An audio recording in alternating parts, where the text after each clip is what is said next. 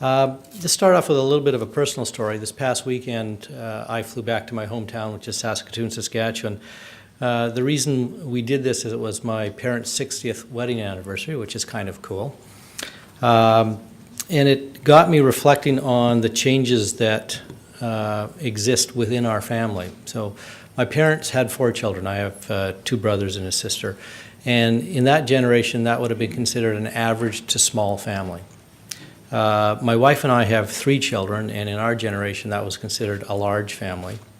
And then the next generation, our eldest son, his wife is expecting their first child, which will be our first grandchild, which I have to confess my wife is really excited about, and I'm a little bit ambivalent about. I mean, I'm thrilled about having another generation, but I just don't feel like I'm old enough to be a grandfather. But my wife assures me that I look old enough to be a grandfather. So, but the interesting thing about my son, and I've talked to him about this, and he said after this one we may have one more. So, you know, if they have that additional one, they'll have 2 children, and by his generation standards, that's going to be a large family too. One other thing to note, and I will come back to this, but my son's wife is Japanese. Now, I suspect some of you are saying, well, that's all very nice, but what does it have to do with BCIT?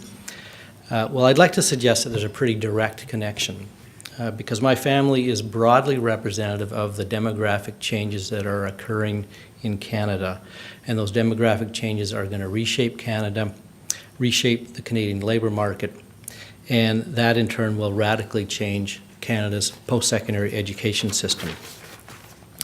Those of you who attended last year's AGM will recall that I talked about what the impact of changing demographics would be on the Canadian post-secondary education system. And I come back to this theme this year because I really truly believe that the changing demographics is the most profound force that's going to drive change in the Canadian society, and we need to pay significantly more attention to it than we currently are. Specifically last year, I forecast that because of the impending retirement of the baby boom generation and the fact that the generations coming after the baby boom generation in terms of native-born people was significantly smaller, was going to lead Canada to face 2 key scenarios. One is that the labor market is going to change dramatically. It's going to become much more of a seller's market for labor. Skilled workers are going to be highly in demand, and employers are going to be increasingly chasing after a limited pool of skilled labor. So that's one scenario that's going to play out. The second is that governments are going to find that their finances are increasingly strained as the baby boom generation retires and gets older, because there's going to be increasing demands on the healthcare system, on the public pension system, as well as the demands for assisted living for seniors. So the implications of that for the post-secondary education system is that, sad to say, I believe students are going to be paying an increasing share of the cost of their own education because governments are not going to be able to afford to subsidize post-secondary education to the same extent that they have been. I also believe that the typical career is going to last longer in the future for a variety of reasons. First and foremost, though, people are living longer, and pension plans will not be able to afford to pay people to retire as early as they currently do. And then the other thing that's going to arise out of that is that the typical career is going to require repeated returns to the post-secondary education system. Because if careers are lasting longer and if knowledge is becoming obsolete at an increasingly rapid rate, people are going to have to keep going back for more and more post-secondary education at various stages in their career. Those trends are in turn going to lead to changes in the post-secondary education system, and I think there's 3 key ones. First of all, is the post-secondary education system will be pushed to what I call just-in-time human capital development. The traditional model of people having an extensive number of years in the post-secondary education at their start of their career, and that's the last they see of the post-secondary education system, is going to become increasingly less common.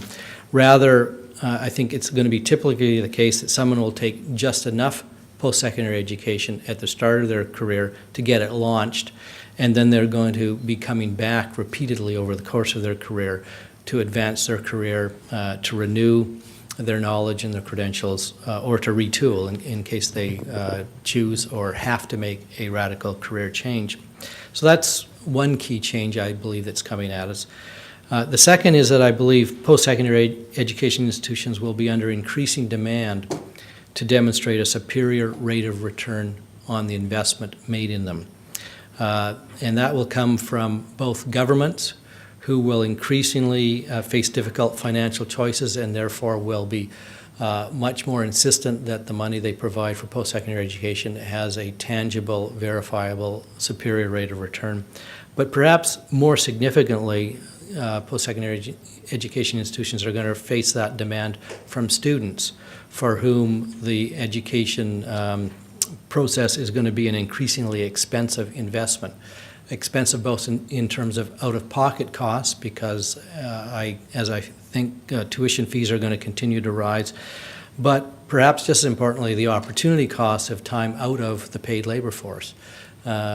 Recall that I'm predicting that we're going to be in a seller's market for labor, so there's going to be increasing demand for people with labor skills, and consequently wages are going to go up, and so the time away from paid work is going to go up as well too. So from the student's point of view, it's going to be an increasingly expensive investment, and they're going to say, you need to show me the rate of return for my time in post-secondary education.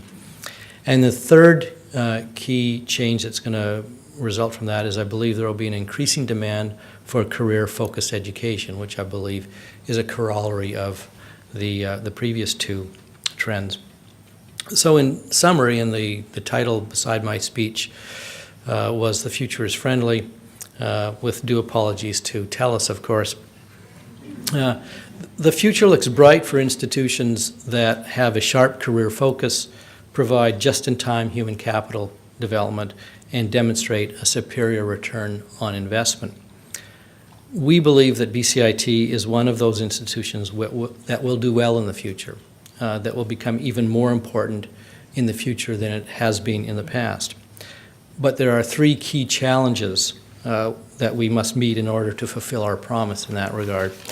First of all, we must remain relevant and responsive. Change is happening at an increasingly rapid rate, and we need to be prepared to change in response to that. And frankly, that's a major challenge in an organization with 2,000 employees and a history that's almost 50 years, and a history of success. So it's difficult and challenging to ensure that an organization like that continues to be responsive and maintain its relevance. The second key challenge is that we need to be able to adapt to an increasingly diverse student body. I'll take you back to the story about my family, and I mentioned that my son's wife is Japanese. Well, this to me also symbolically represents what is happening in Canada in general, and in particular in the lower mainland of British Columbia. We see it already in the BCIT student body. I pulled some interesting statistics from our annual survey that we do of first-year students.